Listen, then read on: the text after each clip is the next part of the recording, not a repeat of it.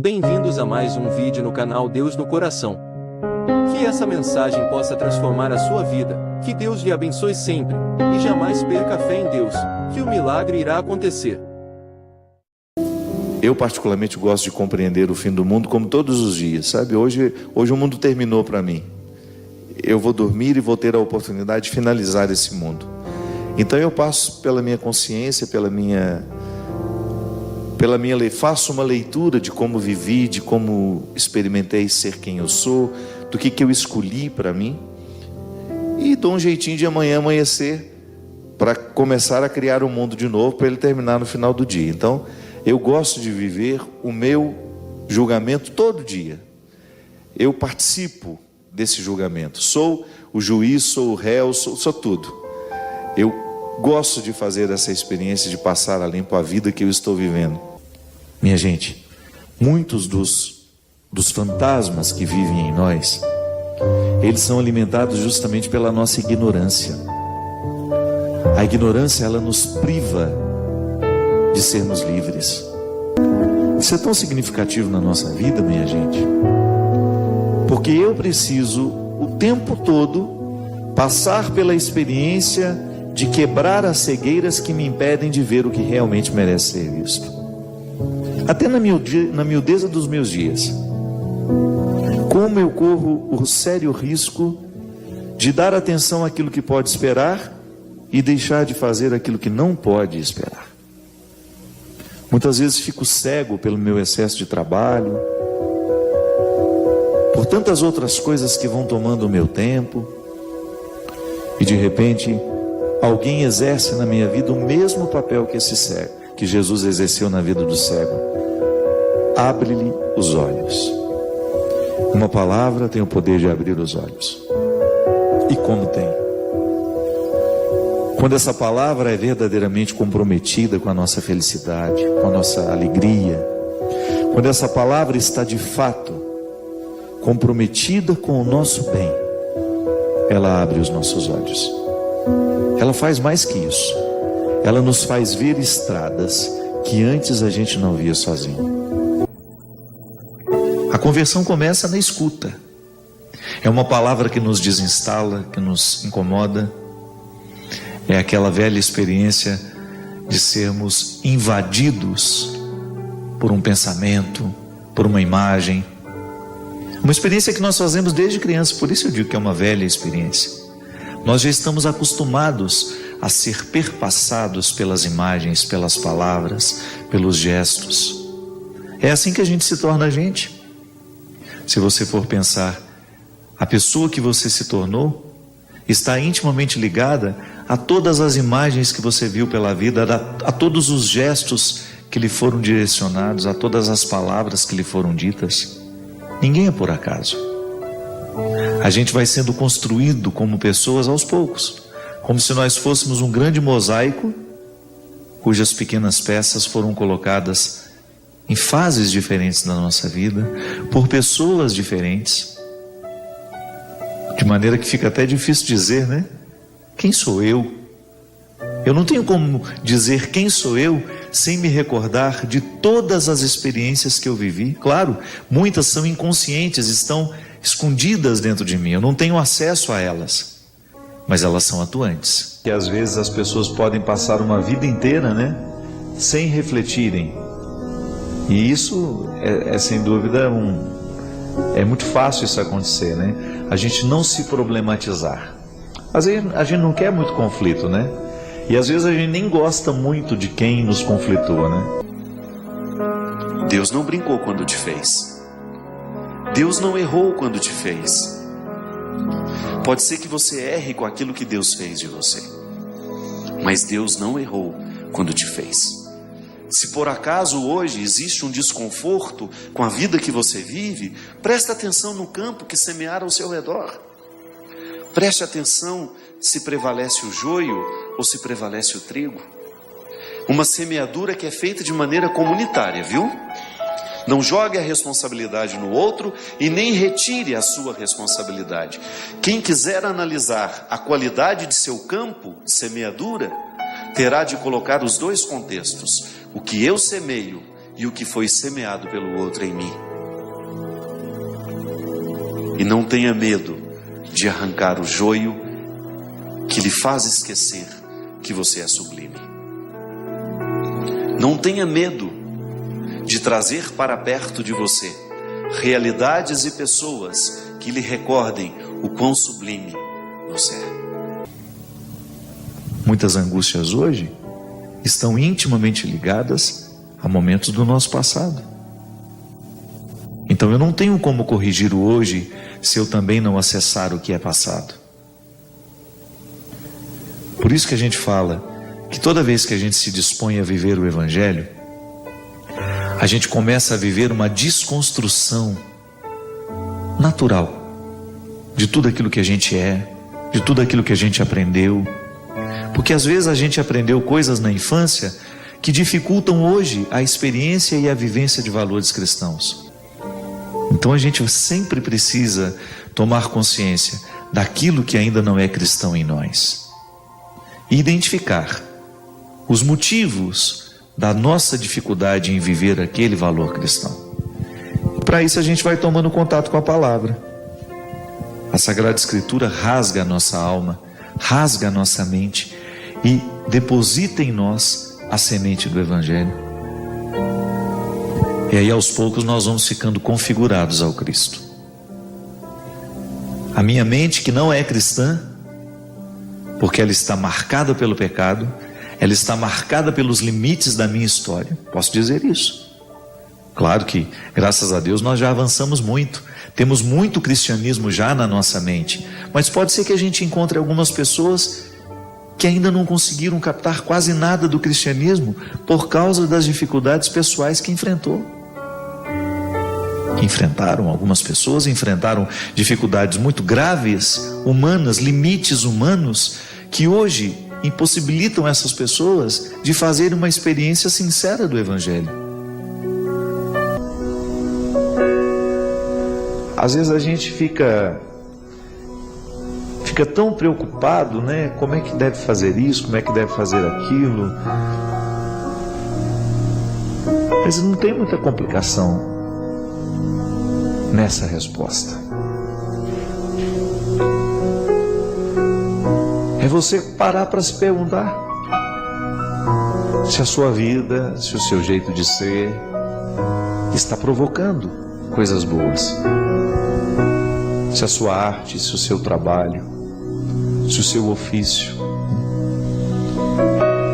É fácil a gente permitir que o cansaço, essa vida cada vez mais desgastante que nós estamos vivendo, é fácil a gente permitir que tudo isso fique esquecido dentro de nós. É fácil a gente se nivelar por baixo, a gente se transformar num profissional medíocre, num pai medíocre, numa mãe medíocre, uma professora medíocre. Mas eu acho que vale a pena a gente reativar dentro de nós esse desejo de ser um instrumental de felicidade na vida do outro. De nós dividirmos com o outro essa responsabilidade de tornar o mundo melhor. Aliás, Santo Agostinho nos dizia que Deus só nos pede aquilo que já nos deu. Ele não vai nos pedir o que não nos deu. Então a fé é uma resposta natural que eu vou desenvolvendo à medida que eu vou crescendo, amadurecendo. De formas diferentes também, porque a sua fé manifesta dentro do contexto da sua humanidade, tudo aquilo que lhe é próprio. Eu tenho um jeito de ser, você tem outro, Christian tem outro. E a nossa fé vai se manifestar a partir do nosso jeito de ser. Por quê? Porque Deus fala a linguagem que nós sabemos ouvir. Deus não vai falar com você com uma voz que você não entende. Você pode até não estar entendendo o que Ele está te dizendo, mas é porque falta prestar atenção. Ele está falando a linguagem que você entende. Quem absorve a certeza do amor de Deus em sua vida, vence qualquer batalha, por mais difícil que seja. Porque quando nós somos amados, minha gente, Nós temos uma imunidade que nos ajuda a vencer as batalhas. É como se a gente tomasse uma vitamina diária. O corpo precisa de vitaminas, até mesmo de toda uma produção hormonal, para que a gente tenha imunidade. Eu me lembro que quando era criança e na escola, as professoras de ciências nos ensinavam que a imunidade eram soldadinhos de defesa, não era assim? Sim. Eles combatiam para a preservação da nossa saúde. Sempre que vinha um vírus invasor, uma bactéria, os soldadinhos são recrutados, o nosso organismo coloca esse sistema imunológico trabalhando para destruir aquilo que quer nos destruir. Emocionalmente é a mesma coisa. Toda vez que nós estamos necessitados de imunidade espiritual, toda vez que nós estamos necessitados de imunidade afetiva, o amor de quem nos ama é a primeira proteção. O outro exerce na nossa vida um papel de nos dar aquilo que nós não estamos tendo sozinhos. Não se trata de viver por nós. Não se trata de tornar-se aquele que vai, de alguma forma, nos levar eternamente nas costas. Não. Mas nos oferecer temporariamente aquilo que sozinhos nós não podemos ter. Mesmo porque a amizade não pode nos retirar a autonomia, né? A amizade saudável é aquela que o outro passa pela minha vida e depois vai viver o seu papel, vai viver o seu protagonismo e eu vivo o meu. Os papéis, a fraternidade não anula a minha responsabilidade de ser quem eu sou. O meu amigo fica ao meu lado para me ajudar a ser quem eu sou, mas não para ser por mim. Pode até temporariamente assumir o meu papel, para me dar um alívio, ou para me dar condições de ter o tempo da recuperação, mas o protagonismo continua sendo meu. Às vezes Deus nos visita, Rafaela, através de pessoas que numa passagem muito breve pela nossa vida nos deixam aprendizados eternos. Eu vejo o tempo todo isso acontecer. Como pessoas que passam de maneira tão breve por nós nos deixam um aprendizado que às vezes nós temos uma vida inteira para absorver. São riquezas que não cabem no tempo. Eu particularmente penso que o aprendizado mais difícil que nós fazemos em Deus é de crer justamente na sua misericórdia. Porque a gente sempre tem a tentação de olhar o amor de Deus por nós a partir do amor que a gente tem pelo outro. Nem sempre eu tenho disposição de amar o outro quando ele não merece. Muitas vezes eu tenho uma dificuldade imensa de querer bem o outro quando ele não me oferece motivos para este querer bem. E acreditar na misericórdia de Deus é um processo, é definitivamente o ponto-chave para a nossa vida ter qualidade. Porque quem se sente amado por Ele enfrenta qualquer batalha. Estou errado? Não. Minha gente, se tem uma coisa que nós não podemos nos esquecer, é que um coração só pode ser cristão à medida que ele é livre, até para amar. Pode observar, às vezes a gente ama por necessidade, por interesse. Mas o amor cristão não é fruto da necessidade e do interesse. O amor só é cristão à medida em que nós somos livres. Eu não preciso te amar, e amo mesmo assim. Eu não recebo absolutamente nada por te amar, mas amo mesmo assim. Aí você entra num território de gratuidade que nem sempre nós conseguimos acessar. Nós estamos falando de um território de gratuidade que não se chega muito facilmente. Requer a disciplina do coração, requer sondar a fundo a nossa estrutura humana, para que a gente possa identificar nesta estrutura humana o que ali está nos dificultando a viver o Evangelho hoje. E aí eu começo a me perguntar, né? E você também pode se perguntar, e eu? O que eu faço para tornar a vida do outro melhor, né? Será que você já marcou a vida de alguém? Será que alguém já pode dizer que ficou melhor porque você existe? Melhor porque você faz o trabalho que você faz? Você como médico, né? Eu acho que para você é muito compensador, ainda que você não consiga salvar aquele paciente, mas que a sua competência extrapolou todo o seu conhecimento médico, ele foi além e deu àquela pessoa até mesmo condições de morrer em paz, porque você foi humano, porque você tratou com dignidade até o fim, porque você não olhou para aquele corpo doente apenas como uma matéria que estava se despedindo do tempo. Você que é professora, né? A marca positiva que deixou naquele coração que um dia passou por você, a marca positiva que você deixou no momento em que ensinou com um pouco de mais de paciência que o convencional, ou no momento em que você acolheu aquele que era mais rebelde e que de repente era justamente rebelde por não ter sido acolhido do jeito certo pela vida, pela família que tem. Passar pela vida do outro e ter a oportunidade de ser esse instrumental que deixa o outro mais feliz. Eu acho que para isso vale a pena viver, minha gente. Que a amizade é uma espécie de resgate. Nós somos resgatados pelas pessoas amigas. O amigo, ele tem um olhar capaz de nos resgatar do fosso das nossas misérias. Assumir o lugar do outro é tão sofisticado do ponto de vista humano, porque requer tanto desprendimento em assumir e o outro permitir que seja assumido o seu lugar. Então a gente vai fazendo a experiência do amigo como algo essencial à nossa vida. O outro faz por mim aquilo que eu tenho dificuldade de fazer, ou o outro faz por mim aquilo que eu não posso fazer. Aí você compreende o significado mais profundo da amizade, que é justamente a gente ser esse sinal sagrado de salvação na vida do outro. Gosto de compreender a nossa experiência de Deus como uma experiência de ficar amigo dele, crescer na amizade, na cumplicidade. E aliás, para isso nós temos amigos, para nos ensinar que isso é possível.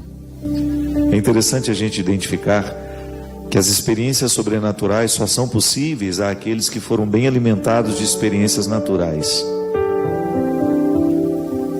Crer que Deus é Pai, por exemplo, requer a gente ter confiança no Pai da gente. Porque senão essa frase, essa expressão não diz nada para nós. Todos os empecilhos da falta de experiência humana são colocados na nossa relação com Deus.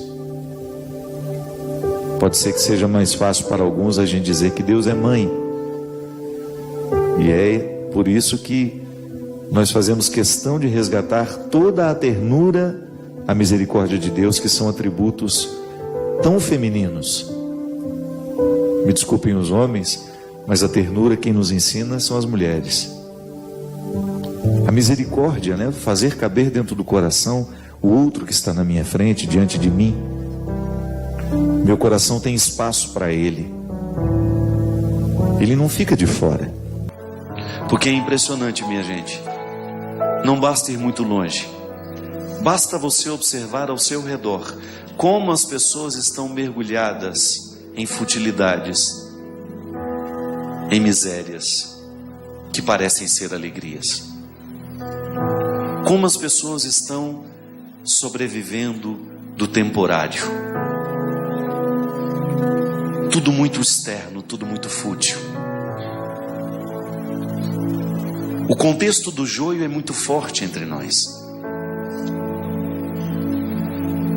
A gente ser arrancado deste contexto de futilidade e ser colocado diante do Senhor é um desafio grande.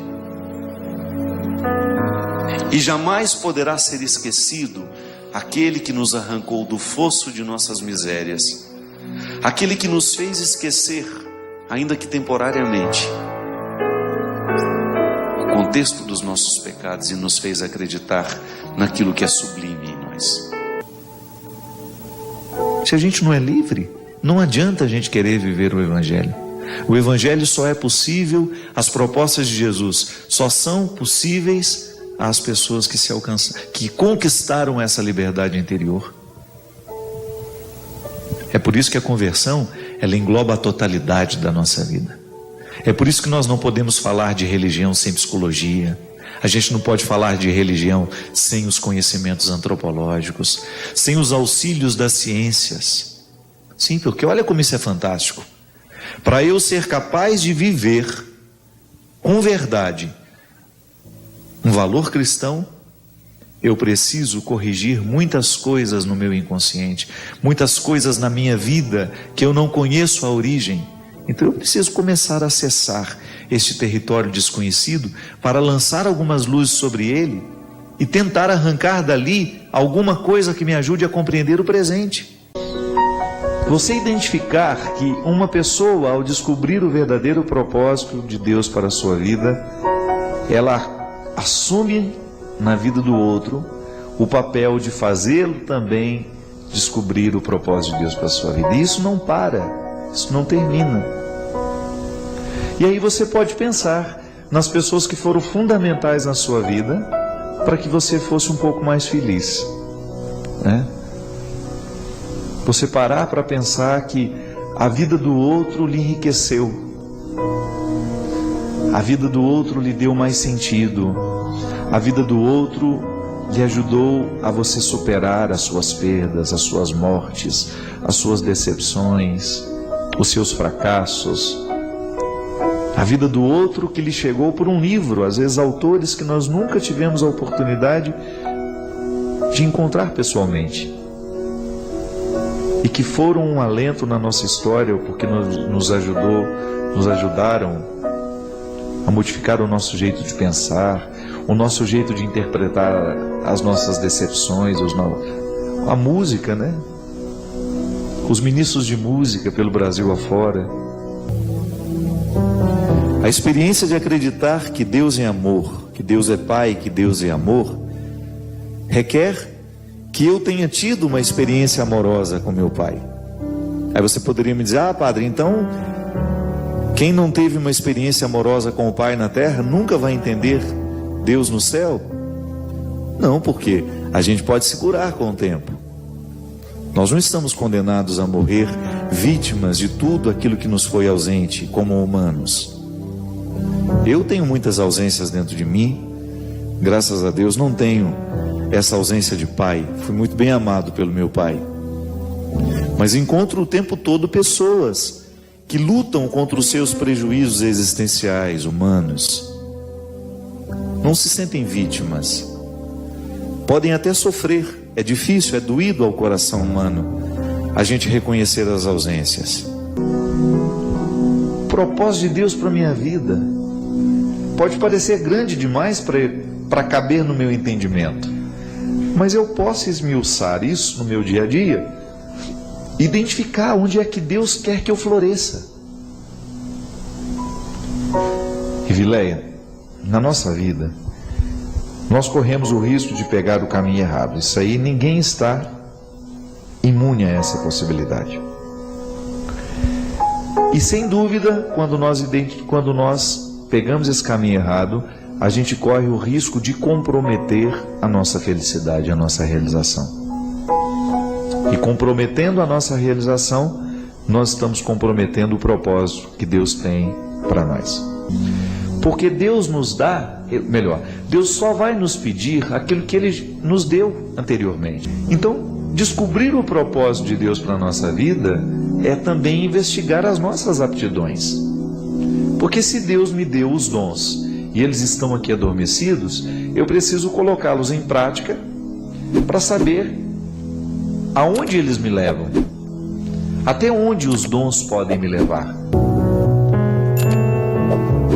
Eu espero que nesse tempo tão especial, onde o nosso coração fica aguçado a perceber o que é errado em nós, um olhar ainda mais cirúrgico sobre a realidade humana, de você ser capaz de cortar na carne com o seu olhar,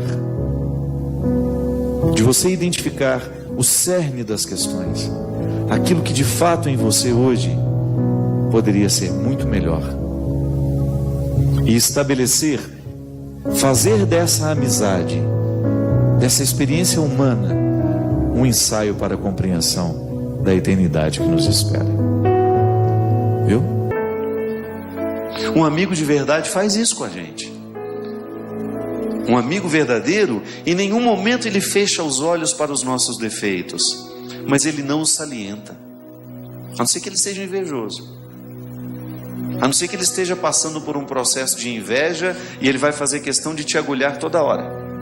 Se não, se é um amigo de verdade, ele vai te recordar aquilo que é sublime. Os defeitos virão, o assunto virá no momento em que a gente precisar crescer, mas não será a tônica da nossa amizade. A gente se senta à mesa, a gente se reúne, é para a gente se recordar que nós somos sublimes. A gente sai de casa, a gente viaja, às vezes para tomar um lanche na padaria, como muitos de vocês fazem, antes de irem para os eventos. É para a gente se recordar que a gente é sublime. Permita hoje que Deus lhe mostre quem são os seus verdadeiros amigos. Isso é um ato de conversão, viu? É conversão a gente reconhecer quem de fato tem o dom de nos levar a Deus. Mais uma vez, eu gosto dessa frase. O bom amigo é aquele que nos faz amigo de Jesus, é aquele que nos aproxima da verdade, é aquele que nos ajuda a descortinar todos os equívocos que tantas vezes se estabelecem na nossa vida porque somos ignorantes, porque não temos a percepção da realidade, porque não somos capazes de juntar as peças do jogo.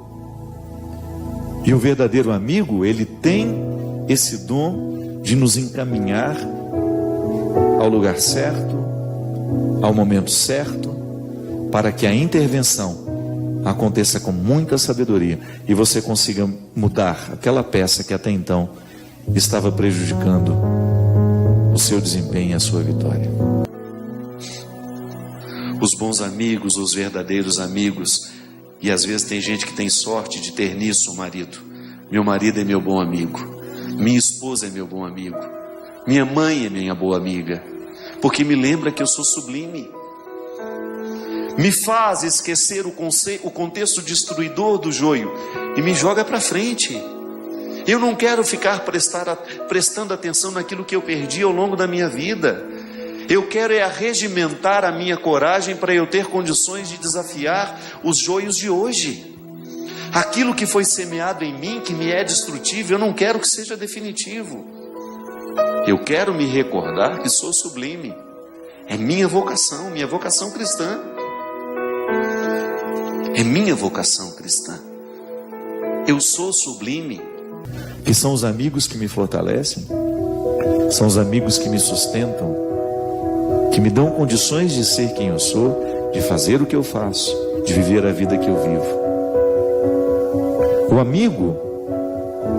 amigo é esse enviado de Deus na nossa história, que faz a diferença na palavra que nos diz, no olhar que nos dispensa, na cura que realiza em nós.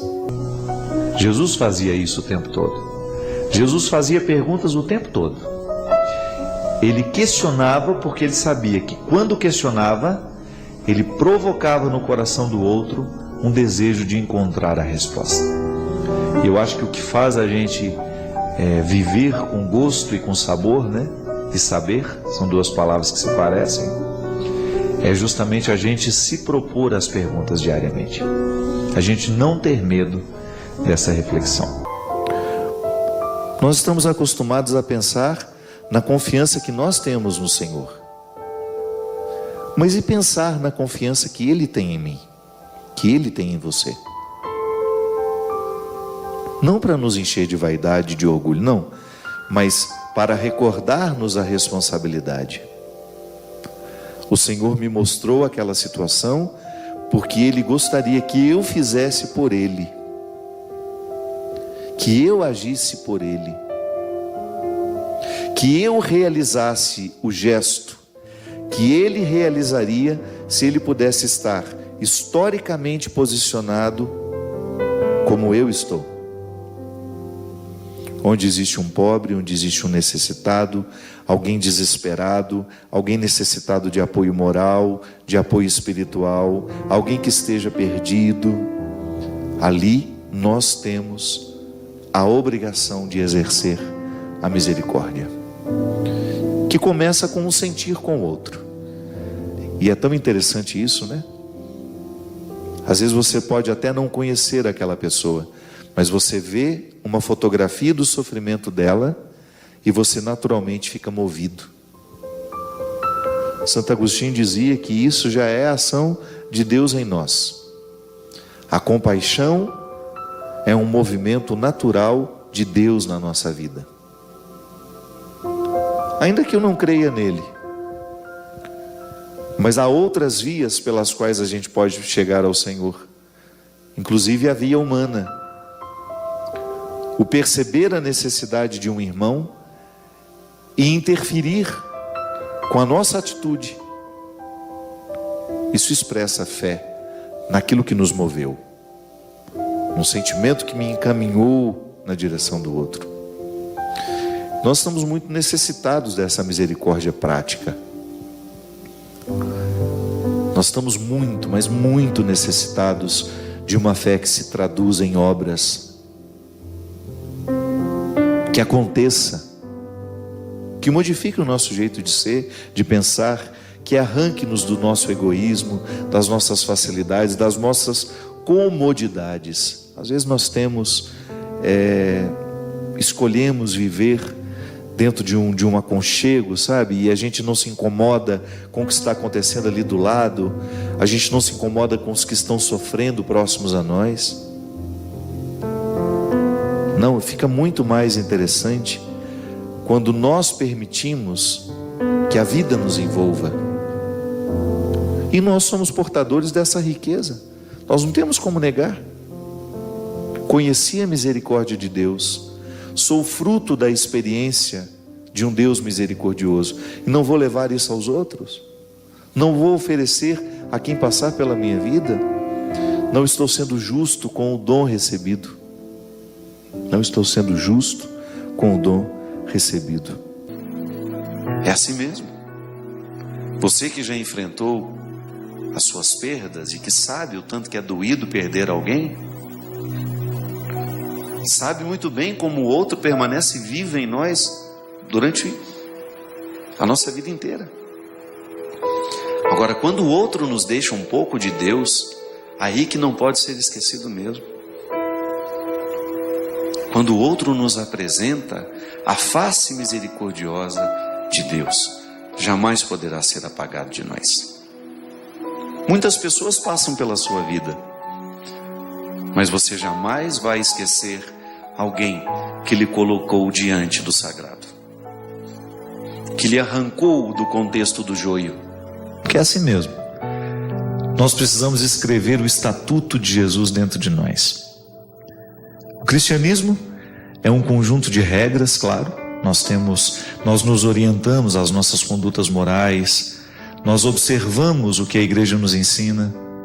Mas antes disso, o cristianismo é uma experiência de intimidade, de um Deus que nos visita, que nos fala ao ouvido, que nos fala ao coração, e que a partir daquilo que Ele nos fala, a gente começa a estabelecer a nossa vida a partir dessas palavras.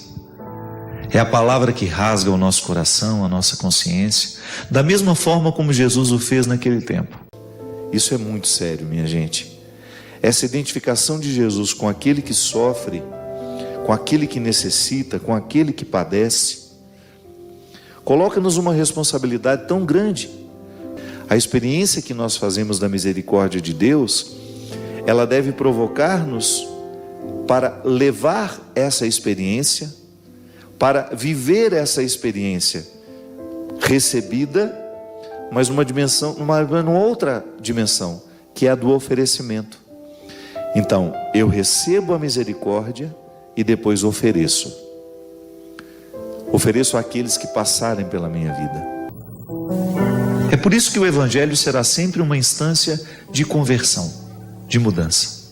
Porque eu muitas vezes posso ter hoje, nessa fase da minha vida, comportamentos que não são cristãos, atitudes que não são cristãs, pensamentos não cristãos. Por quê? Porque estou marcado por uma situação de limite lá do meu passado, que me impede hoje de ser livre para poder praticar o Evangelho. E aí a gente vai depositando essa palavra aos poucos em nós, né? Como se fosse uma água que a gente vai regando diariamente, uma semente para que ela cresça. Sempre que nós temos o contato com a palavra de Jesus, nós estamos julgando uma água, nós estamos regando a semente do cristianismo que há em nós. Por isso que nós não podemos viver um cristianismo sem a Sagrada Escritura. Eu não posso viver, eu não posso chegar ao resultado que Jesus quer de mim se eu não tomo contato com os seus ensinamentos, com as suas palavras. Mas nós também não podemos esquecer as necessidades espirituais. São as misérias humanas, são as pessoas que estão padecendo pela falta de harmonia pessoal. Aqui, antes de terminar o primeiro bloco, a gente falava da necessidade que nós temos de viver essa reconciliação diária. Sim, exercer a misericórdia é ajudar os que estão próximos a nós a viverem também essa reconciliação. A psicologia nos ensina que o inconsciente, embora não seja acessível a mim, eu tenho realidades inconscientes que foram registradas dentro de mim, na minha cabeça, no meu cérebro, nas minhas emoções, que eu não tenho como acessar. Mas de vez em quando eu identifico alguma coisa do meu comportamento que eu desconheço a causa e que está lá no meu inconsciente, mandando os recados, né? O inconsciente manda os seus recados. Alguém um dia ajudou na construção do nosso inconsciente, de maneira que muitos medos de hoje a gente precisa compreendê-los à luz do passado. É por isso que a terapia, a boa terapia, é aquela que nos faz acessar as realidades inconscientes. E vamos jogando luz sobre esse inconsciente e vamos consertando aquilo, no dia de hoje, aquilo que estava estragado lá no passado. É assim que a gente se torna gente, com erros e acertos. São realidades que são favoráveis a nós e outras que não são tão favoráveis. Porque todos nós temos uma alma filosófica, mas às vezes a gente passa a vida inteira sem despertar essa alma filosófica. É interessante, gente, eu gosto, né, da filosofia e vivi durante muito tempo. Hoje tenho me dedicado bem menos, mas li muito filosofia. E a mim sempre encantou, fascinou essa história de você transformar o seu pensamento, de você viver uma renovação do pensamento que repercuta no nosso jeito de viver. Essa filosofia prática mesmo, né? De você identificar as questões do dia a dia, as mais fundamentais, as mais profundas, e você se fazer essas perguntas e nem se trata de respondê-las, mas de conviver com elas. Então encontro pessoas o tempo todo que estão se reconciliando com a figura de Deus Pai.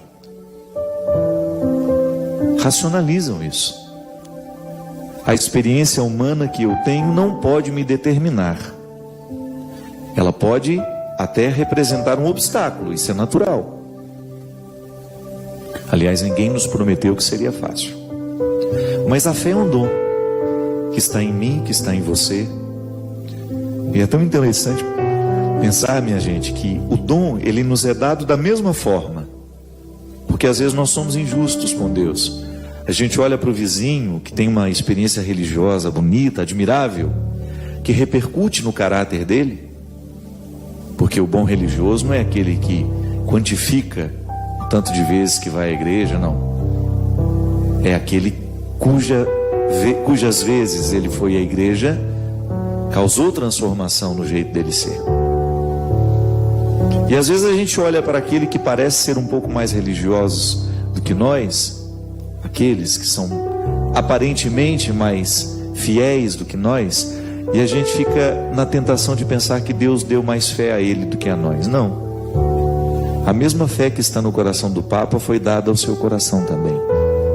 O que nos diferencia, muitas vezes, nessa experiência, é o tanto que a gente cultiva o que recebeu.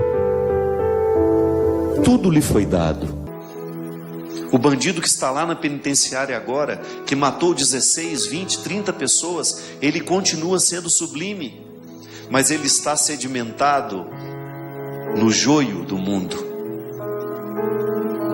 Alguém precisa recordá-lo que ele é sublime, porque quando eu assumo a condição de ser sublime, eu começo a iluminar o outro para que ele veja o mesmo milagre nele.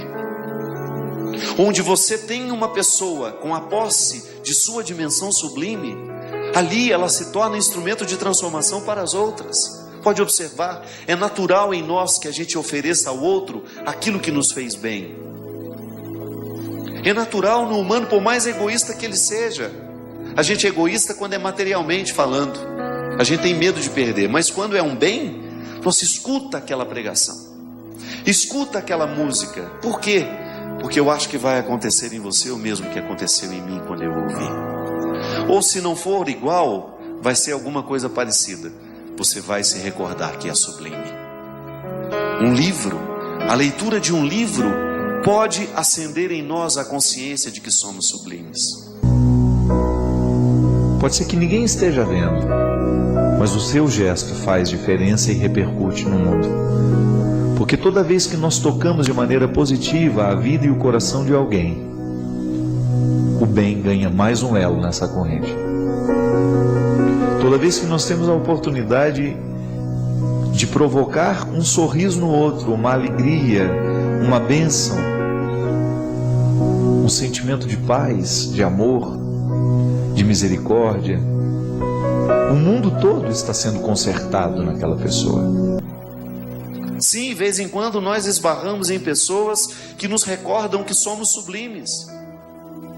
Não é que você deixa de ser porque alguém não te fala, é porque você se esquece mesmo. O mundo nos puxa demais, o joio tem uma força terrível sobre nós, ele causa um processo de encantamento ao contrário, ele nos desencanta e ele não permite que a gente saia dele.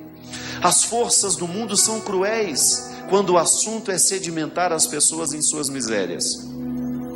E é por isso que dá tanto trabalho depois ir lá arrancar aquela pessoa que ficou sedimentada em suas misérias. Às vezes a sedimentação que é feita por um casamento infeliz, uma pessoa que assume uma vida com a outra sem ser amado, sem amar, aquele relacionamento infeliz sedimenta aquela pessoa naquele contexto de destruição, ela esquece que ela é sublime. Então a gente entende que Deus Pai é amor quando eu faço uma experiência positiva do meu Pai que é amor. E se eu não tive esse Pai amoroso na minha vida, eu faço uma transposição. Eu entendo a partir disso. Então eu racionalizo. É verdade, o Padre Fábio tem razão. Muitas vezes as minhas dificuldades com Deus não são com Deus, são com meu Pai. E como eu chamo de Deus de Pai, eu transfiro automaticamente as dificuldades que eu tenho meu Pai para Deus. É uma terapia, né? Tomar consciência disso é terapêutico, porque te liberta. Jesus já dizia isso: conhecereis a verdade e a verdade vos libertará.